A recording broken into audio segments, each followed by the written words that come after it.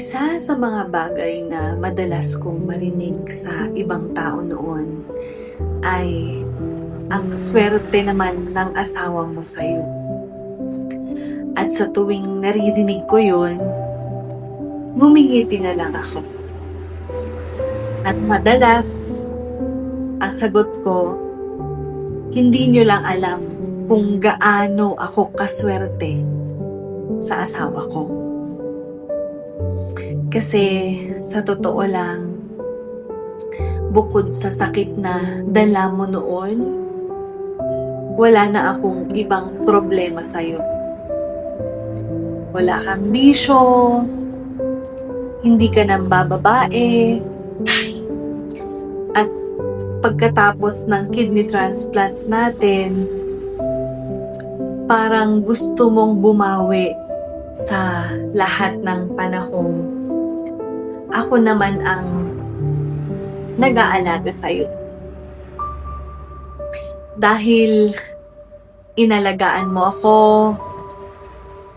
inispoil mo ako, at minahal mo ako sa paraang hanggang ngayon, hirap pa rin akong mag-adjust sa mga bagay na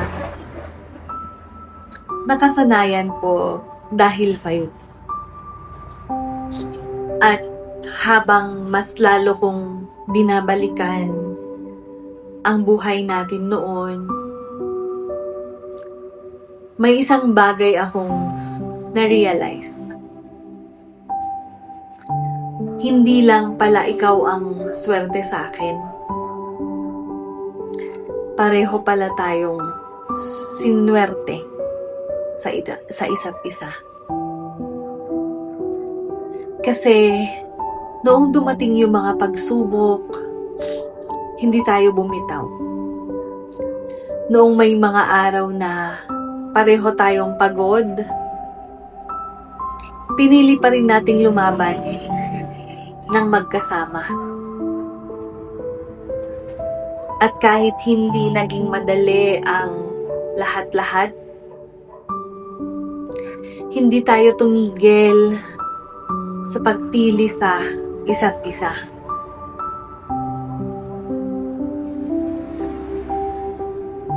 Hindi rin naman tayo yung perpekto. Nagkakaroon din naman tayo ng mga problema, syempre mga tampuhan, at syempre mga hindi pagkakaintindihan. Normal lang naman ata yun sa mag-asawa. Mga araw na pareho tayong pagod, pero ang gusto ko sa atin, hindi tayo tumigil sa pagpili sa isa't isa. Sabi nga natin noon, kung hindi naman natin ikakahiwalay, bakit pa natin palalakihin at patatagalin, di ba? Mas pinili nating magkaayos kaysa magpataasan ng pride. Kaya kahit mahirap, kahit magulo, kahit hindi natin alam kung ano yung mangyayari sa susunod, pinili pa rin nating manatili.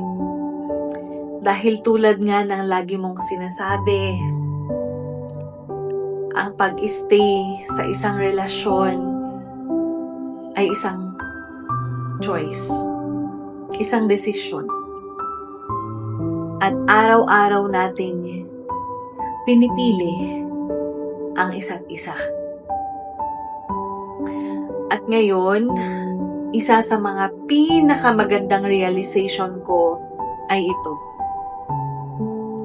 Hindi pala tungkol sa perpektong pagsasama, hindi rin tungkol sa buhay na walang problema, kundi tungkol ito sa dalawang taong piniling samahan ang isa't isa sa hirap at ginhawa.